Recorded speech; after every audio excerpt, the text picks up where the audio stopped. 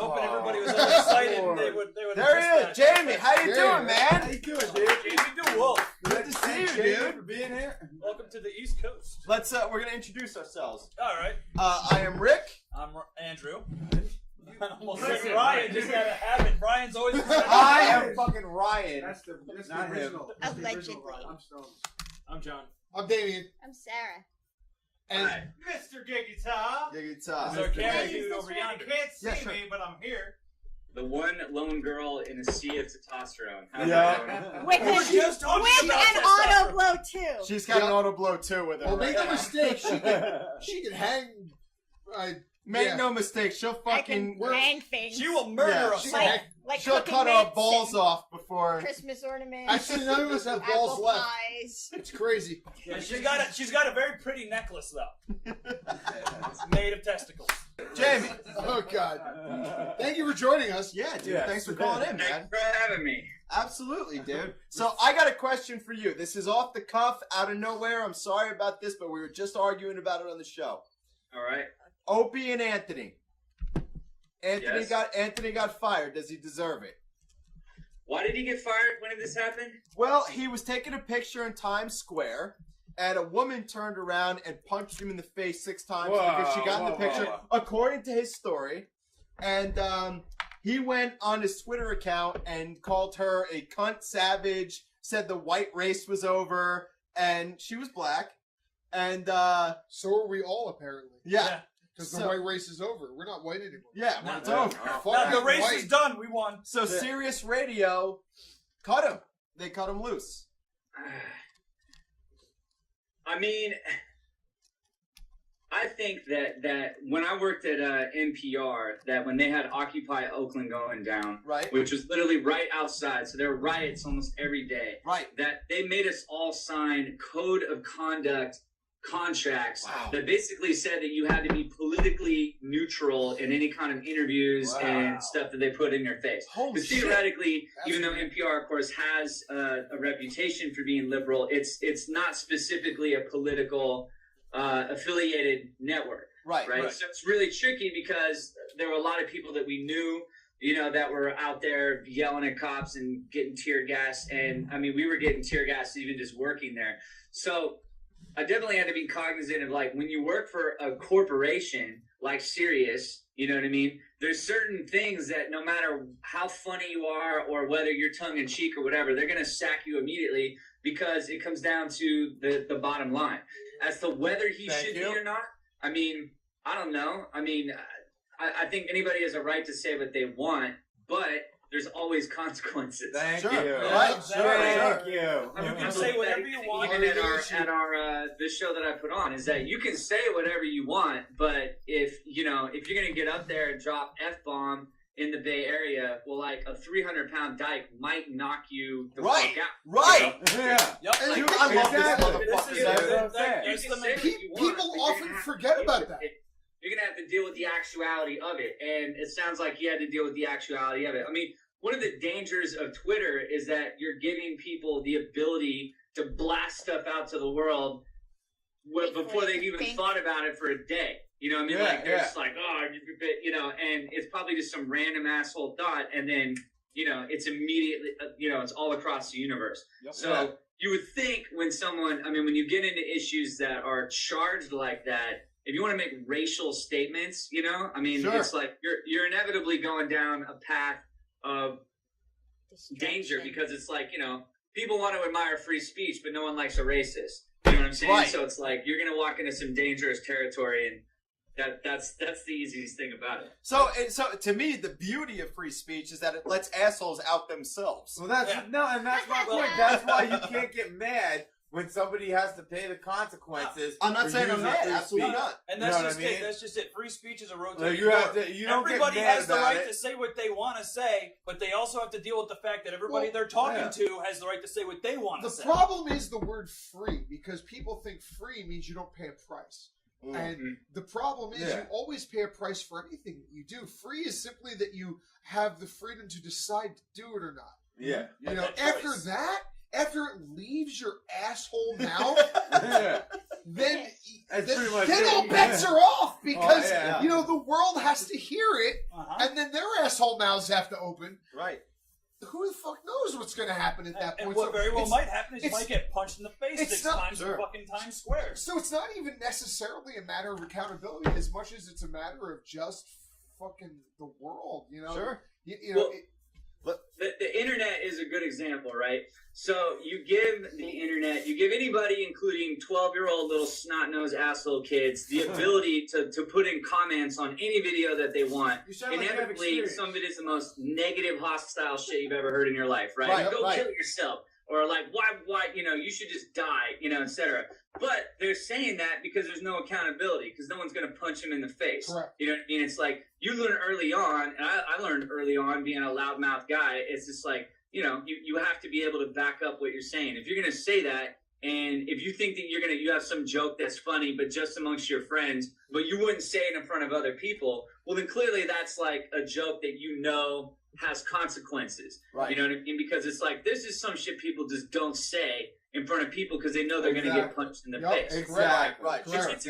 It's a good like punch in the face ratio. I think it's the best. I'm like whether or not I should say this. Like when someone probably punched me in the face, and the next day I'd have to be like, well, even your friends are like, well, why did you say that then? Of course they're gonna punch you in the face. Then it's a little hard to defend that. You Right. know what I mean? Agreed. Sure, man. That's a good scale. I like that. It was only a 40 on the punch in the face scale. I mean, I thought I could pull it off. It would really actually just Sorry, be guys, a I fucked backhand up. slap. So Yeah. I can deal with the backhand slap. It's just a full It was knuckles like, to the but then face, not then so there much. was that night when he was on a 90%, and it was just, damn, dude, what are you doing? You're gonna get punched in the fucking face. This is a 90%er. You know, the thing that boggles my mind is why didn't he duck?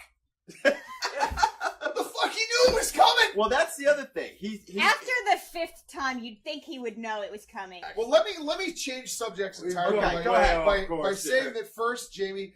I saw a video on YouTube, and unfortunately, I'm sure you're tired of talking about this, the whole the L. Ron Hubbard thing. But I saw this video, and what I first noted wasn't the topic matter. I mean, it's fascinating stuff, but goddamn the talent behind the presentation. It was a spoken totally. word piece Yeah. that just. And I've grown to love spoken word pretty considerably, and I just thought it was some of the best that I've ever seen.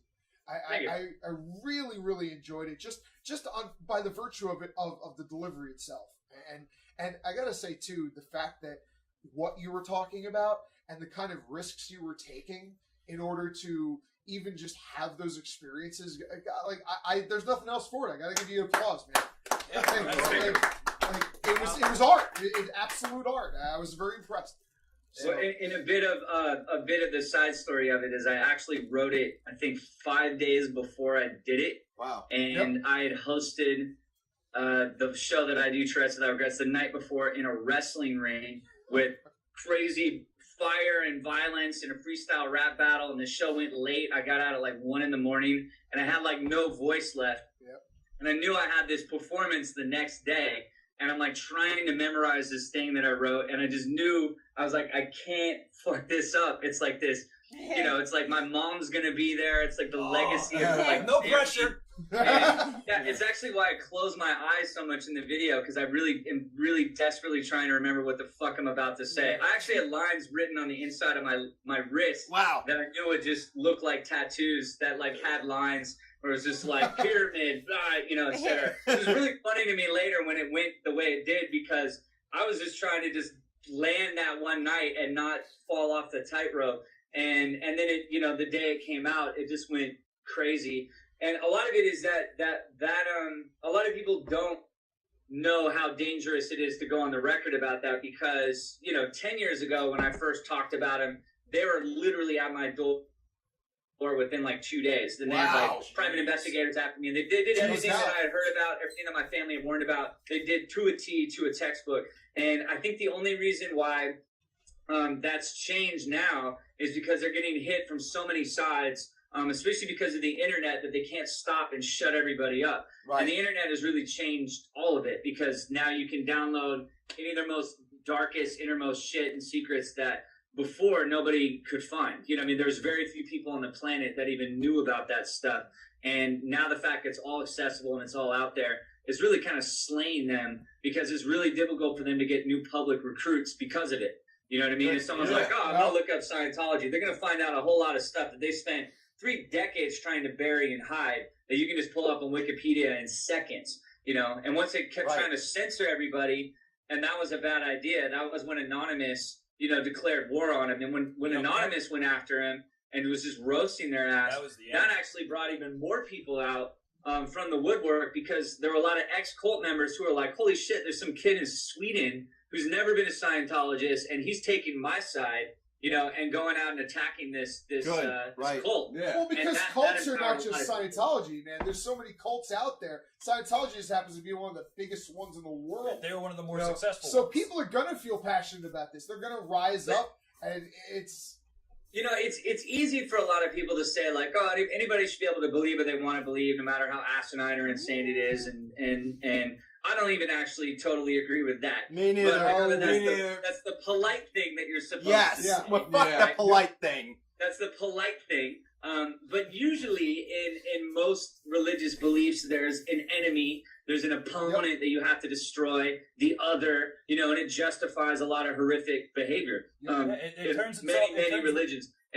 But Scientology is the only cult that I know of in the last century that has its own secret police force and like surveillance squad. Yeah. And, you know, I mean, it's done all these insane governmental break-ins, and like, they're just on another level. They run themselves like a very tightly organized, in a way, insane military. In a way, you almost have to take your hat off to your great-grandfather, dude, because the way he set that shit up was like a flawless business. Like, that was like borderline his business model follows precisely exactly what capitalism does in the end game. You know what I'm saying? Like, right. Yeah, it's so upsetting, people, dude. Yeah, in a way, you know, I definitely acknowledge that for a long time, and that's an uncomfortable truth for some folks. But is that, I mean, I do admire his sort of insane Machiavellian hustle. Yeah. I mean, this is a guy that he also. Very well put. That sounds what like a lot of people don't know is that he got rich off Dianetics, and then he blew through all that money and had all these like lawsuits and all this shit coming after him, and he basically went bankrupt, and then managed to repackage it and then resell it now as a religion, and then completely change it, because before it was supposed to be science. Yeah, it's supposed to be a science, but the thing is that the science, if you teach someone how to use the science, they can redo it themselves. Correct. But if you teach a religion, then ultimately you have sacred texts and only one person has the answers and so on. And he just structured it so brilliantly that they fought tooth and nail to defend him till his dying day. And that's why I have beef with, you know, his followers now, because it's like, he's dead. He got away with it. You know what I mean? And they're still fighting to like maintain the same lies and the same myth that he managed to hustle his way through his entire life. But it's like, if these people really believe that they're believing in something valid, they need to acknowledge that he was a liar, you know, and then try to take some of what he thinks. You know, Tom Cruise thinks that this stuff can save the world. Well, it's like you have to take L. Ron out of it, because he literally was, you know, he's a pathological liar. And that's been proven pretty conclusively, like, over and over. So the fact that you still have people fighting for it and so on. But I mean, this is how a lot of, it's kind of like Cult 101. You know what I mean? You have someone with a mythic background. You create a worldview where you have endless opponents, and that anything that they say about your leader is falsified propaganda. That is because they're against you trying to save the world. And it works beautifully. You know what I mean? I mean, they still have people that are, you know, they've been in the cult like 30 years, and at this point, that's all they know. Yeah. All they've ever listened to is Elron, just over and over. That's been the one guy that had thousands of hours of Elron in their heads. Oh, what did you say, Sarah? I said it's like he created a North Korea. If I can, go ahead. But I actually there's a person who is close to me. I won't name names or anything, but he had a very good friend that he grew up with who got into Scientology. And, like, she got in, and they kind of, like, pulled their family in after she got it. You know what I mean? Like, it was kind of like, so her whole family joins up and everything, and as the deeper she goes, she realizes she wants to get out. And she tries to get out, and now her family is still stuck in. And now she's, like, living on the outside world, and if she tries to Sure. contact him, she gets threatened. Like, and Wow. she's like, and that's what's really fucked up about it. She's like really remorseful and she's sad about it, and she feels guilty. You know what I mean? So, and it's just like she doesn't know what to do about it. Like, Jamie, can I tell you a story real quick? Sure. My father, he died in 2012, he always had a hard time figuring out who he was. And he turned to Scientology for a brief time. And that was funny. it was like 2010, I think. He lived in New York. Mhm. And it was the Ides of March, and it was when Anonymous was going to march against Scientology. And that was the day he had like a fucking no, he had like a appointment to go see, like, to go to the Church of Scientology, and he went there and he saw all the people in the Guy Fawkes masks. And Holy shit. Yeah, and he calls me up and he goes, "Jesus Christ, these people are fucking yelling at me. I don't want to go anywhere near this fucking place. Who the fuck are these motherfuckers?" And And you're like, those are the good guys. And I was the like, bad those guys are the- are in the building. I was like, "Those are the good guys." And he goes, "You gotta stay away from these people." I was like, "What?" Like, so when you saw Anonymous go against Scientology, what did you think about that? I mean, to me, there were the two holy shit moments for me was when I saw South Park. I was just gonna say. Yes! I was just gonna say. I hope It's it's like- South Park. What a lot of people don't understand about that South Park thing, right, is that shit that they were saying in that episode, which is dead on accurate, Yes. is literally like almost word for word accurate about 75 million years ago and Xenu and the spaceships and so on. And but before that, especially before the internet, the only people that knew that were people who had been inside Scientology. They had fought and paid their way to get up to OT level 3, which for some of them took almost 10 years or $100,000, $50,000, and they were handed that information in a briefcase that was literally handcuffed to your wrist that you had to open in a special room that was under 24/7 guard, that you would open it to then discover this sacred hidden secret truth. You can Because put almost before any that- fact in I that feel like- circumstance. Oh my I God, feel like, like I'm blown away right I now. feel like after someone pays hundreds of thousands, they should have given him a suitcase, and when they open it, a boxing glove just punches him in the face. Like, who the fuck wants to read, like, hey, you were just paying thousands of dollars into this stupid shit? Because that was Like, the surprise! because that was the moral equivalent of what you just the said. overall Yeah. mentality of that is the whole reason now I see why it continued on is after they've spent hundreds of thousands of dollars and they read this, they're like, oh, well, fuck, I'm gonna agree with this shit, even though I know it's wrong. I have to agree with it. I Yeah, just spent I tons of- bought it. This is totally this is the truth, I swear it. At least Fuck. get an audible out of it, deal. Yeah, right? Well, I wanted to ask, and I kind of wanted to redirect a little bit to the If you go the opposite way, though, Go ahead. So Go what? ahead.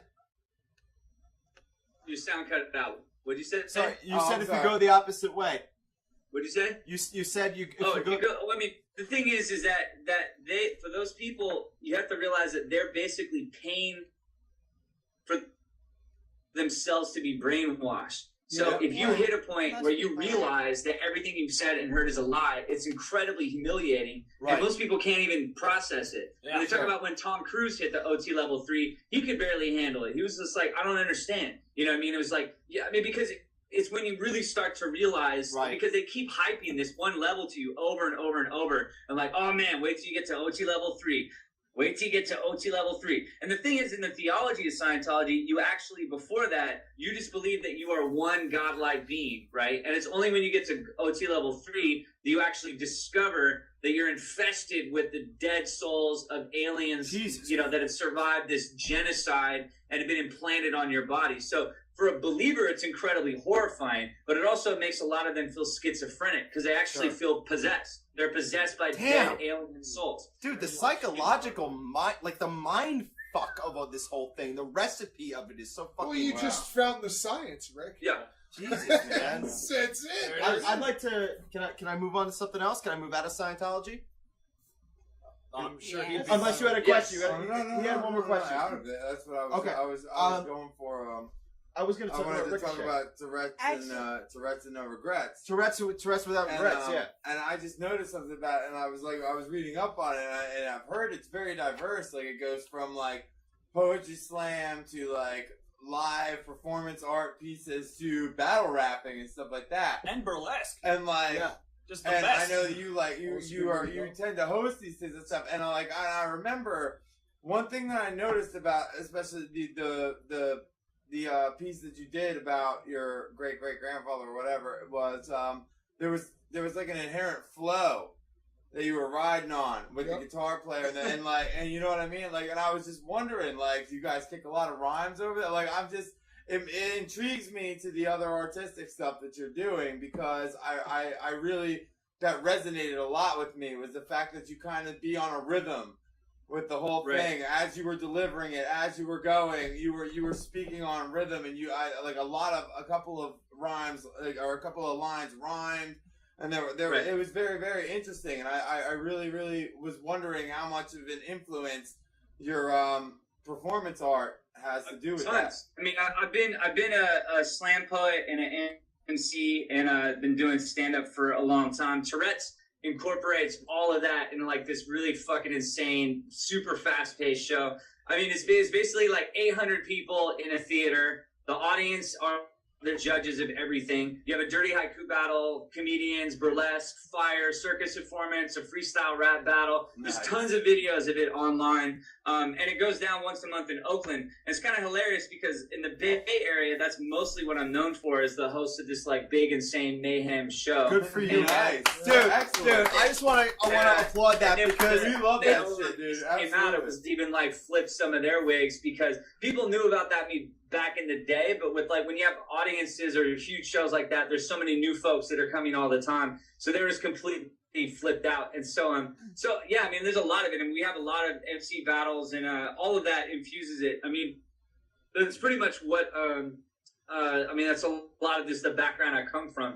I mean, in general, I think a lot of the Elron shit in of its own way is like, you know, Tourette's is sort of like our own cult of individuality, you would say. It's like, you know, we use a lot of those same methodologies, except you acknowledge what's bullshit and what's not. I mean, it's like, it feels like sort of an insane kind of church-like revival experience. The audience sways in the beginning of it. We make everybody hug strangers before the mayhem starts. And there's all these rituals of it, but it's not, it's like you acknowledge that it's ridiculous and it's absurd and it's live. Because, I mean, that's what a lot of, you know, I feel like Elron or most circus ringmasters, it's all the same fucking shit. It's all the same vaudeville, same tactics. You know what I mean? The difference is one is for, like, entertainment, and then one is claiming that as spirituality and is going to cost you a, you know, like, your mind. So, I mean, I think that that's always been a parallel that I want to explore even more, and like other further upcoming pieces, and kind of dissect the difference between, like, you know, a showman and a cult leader, because there's not really that many when it comes to you hitting on the stage. But I was going to say that there's a major difference between the person who fucking exploits what they do for financial gain and an artist, right? Who makes it, who also basically does the same thing. Right. But one is honest and one is dishonest. One has an agenda. The other doesn't even realize. One person what the agenda wants to actually create, and they luck out in the fact that a lot of people agree with what they're showing off and like what they're showing off. And other times people are like, "Oh, this formula works. A plus B equals C. A plus B equals C." Well, the second one, and this is what cult leaders have in common with this sort of marketeering, is the ego trip. You know, you're really just dealing with guys who aren't concerned with what the ultimate message is. They're just their ego is perpetuated through whatever message they happen to find convenient. Yeah. And they might change the message depending on how long they're at it. You know? Right.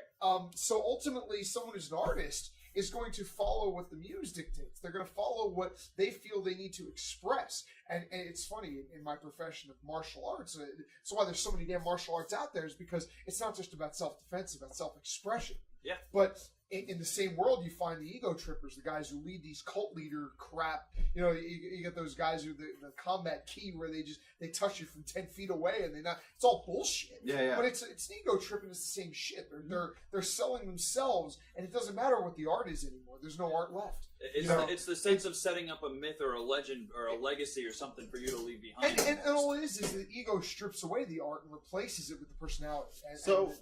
That leads me to one of the things we aired tonight was Ricochet. Oh wow. Oh yeah. And because you told me I could air whatever the hell I want. So. And when Columbine happened, I actually remember where I was. I was in my house that I grew up in, which I no longer have. And I was sitting there with my girlfriend at the time, and somebody walked in the room and told me what happened at Columbine. And my reaction was, what the fuck did you think was going to happen? Right. And I was a goth kid, or a freak as they called people like me and him. We were actually in the same room at the time that this happened, and I was 19 years old, and I watched that piece and I just went, man, I've wanted to write something like this for so long. Why did you about it for years? Yeah. And actually years ago, 10 years ago, I was in a class with him, a creative writing class, where I talked about a school shooting, and the teacher at the time, who I won't name because I have a lot of respect for him, had told me that school shootings had become irrelevant and to ditch the fucking story. Now, irrelevant. We're in 2014. Last year, 2013, there were 74 school shootings. Right. So I want to know, first off, the piece that you did was incredible. Yeah. And it was very personal, and it gave me goosebumps. So why did you relate to it? Why did you pick this? What influenced you to work on this piece? Before he answers that, I want to add something. Add, please. The one thing about Columbine that always sticks with me as the Talking thing that annoyed me the most about the way the media treated it was they portrayed the shooters like these awful like they're demons, like they're evil. Right. They're the outcasts, they're the and bad kids. And as soon as they started showing the kids who got killed, they automatically were like, straight A student, angel, like there was a light around her head for her whole life. And it's like, that's the mistake. Just because someone's dead doesn't mean they were fucking angel. Those kids were tortured. They look like us. We know what they went through. Maybe if the media told the truth, at least a little bit, this shit wouldn't happen so much. Like the stop bullying campaigns have only happened in the past couple of years. That should have been the outcome of Columbine, not don't wear black coats. You guys listen to Marilyn Manson. Right. Fuck you. And when I saw the end of your short film, I kind of got the feeling that you were in the same boat when it comes to how everything was portrayed. Because the ending of it made me feel like someone actually showed more than just they're wearing black coats and they listen to music we don't listen to. Like there was a level of humanity in your piece because you kept saying the time and saying and no one was dead yet. Right. So if you wouldn't mind talking about this. Yeah, a lot of it started as we actually wrote a whole play on school shootings. I'm like obsessed with school shootings because I was a classic model of a kid who, I literally had like hit this. I had was trying to get explosives. I really wanted to blow up my school. Like I was completely loner, ostracized. I've said that the only difference between me and a school shooter is that I didn't do it. That is it. I was saying the same thing, dude. Is that if I would have came and shot up like the school, is that there would have been nothing surprising about my biography later. There would have been like, oh, you clearly get warning signs. I mean, I was drawing on math tests pictures of guys blowing their brains out. I was running around naked on my high school roofs at night, fucking bringing butcher knives to school and shit. That last part's kind of cool. I got fucking expelled because of So a lot of it. I'm still the naked part. A lot of it was me and Jeff, the guy who wrote the piece. We both felt the same way the day that Columbine happened. I'm sure a lot of freaky kids felt the same way, and both of us actually were not only even like. I actually, like I said in the piece, is that I actually had a wrong reaction, I guess you could say, that I actually got excited. I couldn't believe, I was like literally at work fucking waiting tables, and then it was coming on the news, and my eyes are just, and I was actually like exhilarated. So I was like, holy shit, somebody did it. They finally fucking did it. And because the way the media distorted it, and there's some of those distortions still survive, that are just, some of them completely fucking bullshit, like, that they even like Marilyn Manson. They actually did not like Marilyn Manson. Yes. And even said that in their letters. Yes. They like KMFDM. Yeah, and right. They thought Marilyn Manson was a thank pussy. God they bastardized KMFDM. Manson said he got off light. Yeah, but nobody knows who KMFDM is. Right. Right. The other thing too is that even the myth of Eric and Dylan got distorted. Is that like they were actually bullies themselves, and they were kind of dicks, and they went to prom before it. Wow. I mean, the whole piece though, that whole piece started because what a lot of people don't know about Columbine is that their whole plan didn't work. Right. Their whole plan was, and they were very explicit about this in their videos over and over in all of their shit, if you research it, is that they're very specific that they did not want this to be a school shooting, that they wanted this to be one of the greatest American massacres in history. Yes. And that was why they had bombs set up underneath the pillar in the cafeteria, because those bombs are going to go off. The FBI estimated if those bombs would have worked, they would have killed like 700, 900 people. Right. It was going to be on the scale of 9/11. That was what they wanted.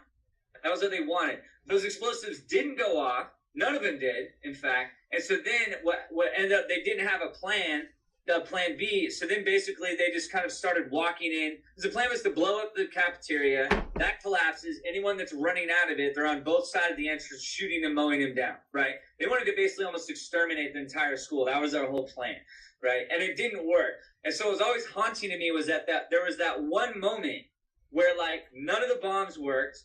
They hadn't fired a single shot.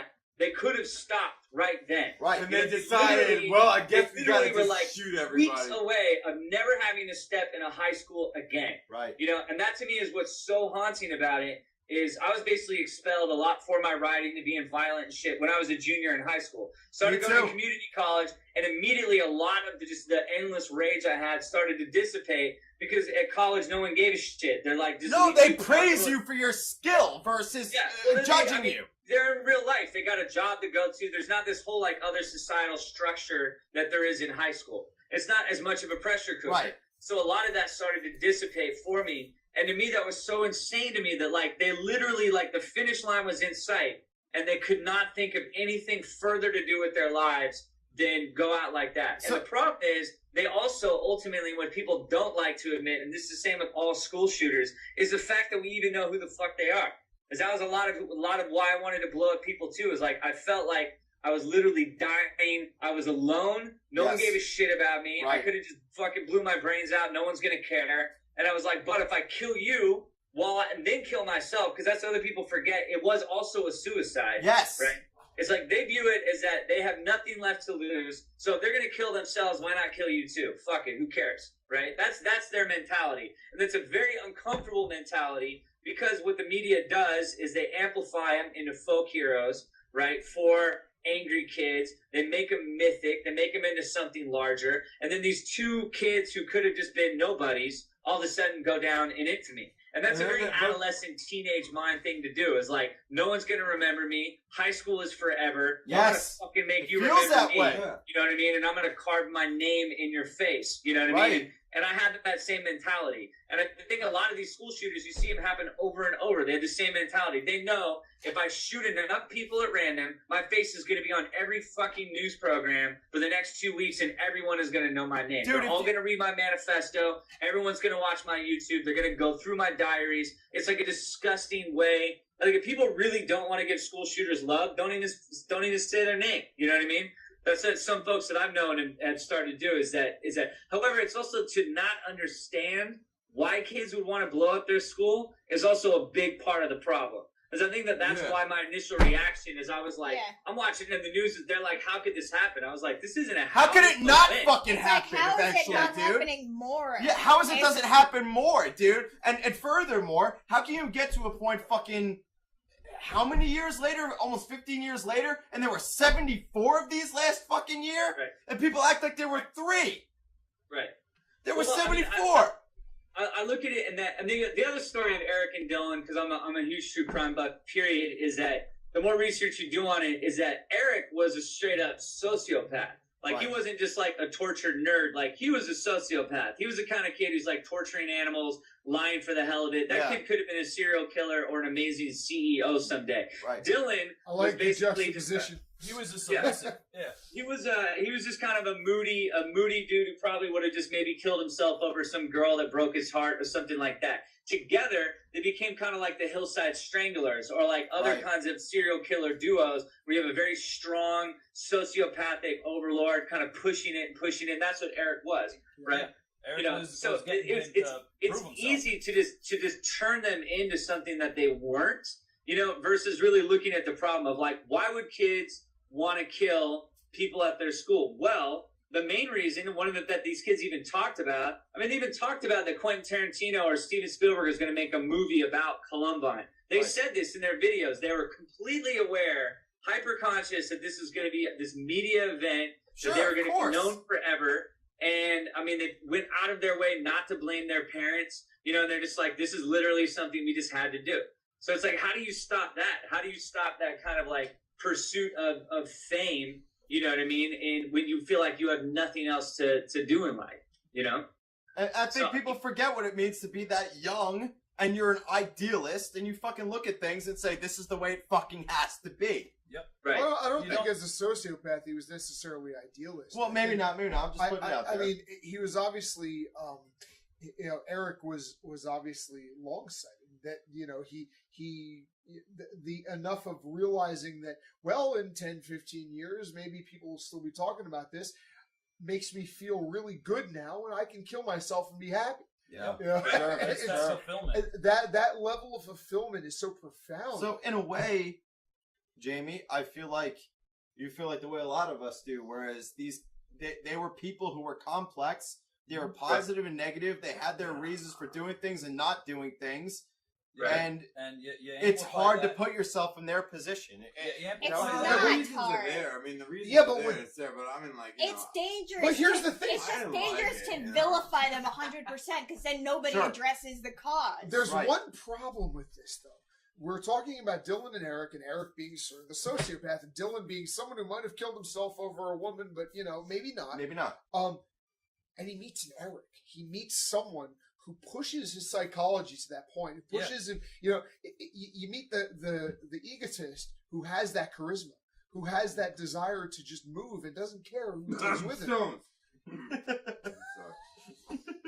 Ultimately, you take that on a small scale or the large scale, and you're dealing with something that, why didn't you shoot up your school? You didn't have somebody who was motivating you. Yeah. Why didn't you shoot up your school? Because, well, you thought of better things to do, and no one was telling you that you had to do it. Well, you think of it this way, though, right? Ever since I can remember, there's a strong sense that high school is going to determine whether you swim or sink for the rest of your life. Yeah, that they're basically like people even they make tell sure you think that. They're like that. These are the best years of your life, right? That you see in every movie. That this is the social hierarchy and the structure of way things are going to go, right? And so I felt at the age of like 16 with cystic acne. I've been molested as a kid. I fucking was like super like violent rage. I was not that big. I would get picked on by these jocks who felt like they ran the world. Right. You know what I mean? Everything in my history books was a complete lie. Bullshit. Right? Yep. And so it's like, and then I feel like I'm living in this larger institutionalized lie, growing up Christian, starting to come out of that as some nationwide. So I feel completely, absolutely isolated. And I was like, and I think that it's changed a little bit in terms of having the internet so the kids can connect more and realize that they're not alone. I think that's also why kids gravitate towards music so much.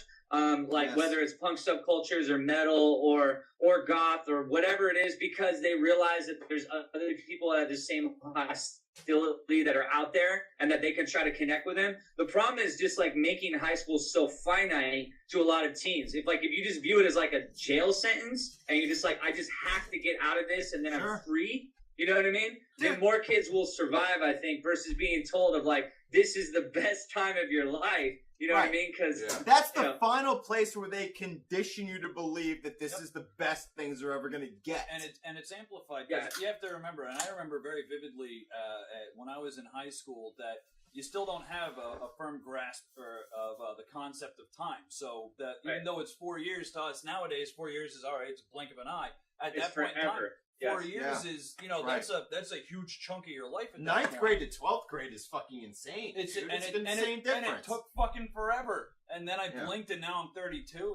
And I'm fucking sitting. Listen, I don't look. I hate to fucking cut this conversation short. Believe me.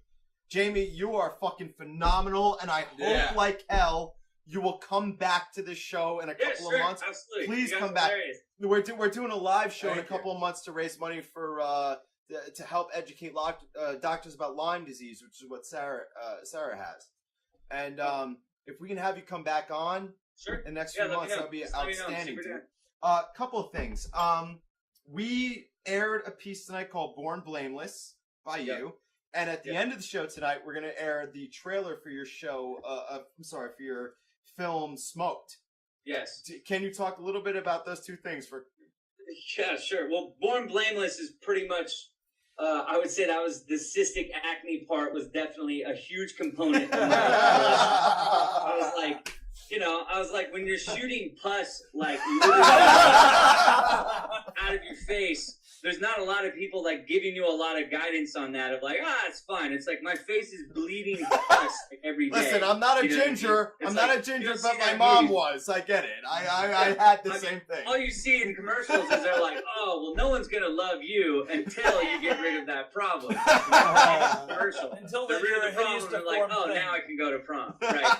So that didn't work. So "Born Blameless" is some of that. The "Smoked" was it's just friggin' insane Cannabis Club robbery film that we made on a budget of like $20, it seems like now. In Oakland, it was totally guerrilla.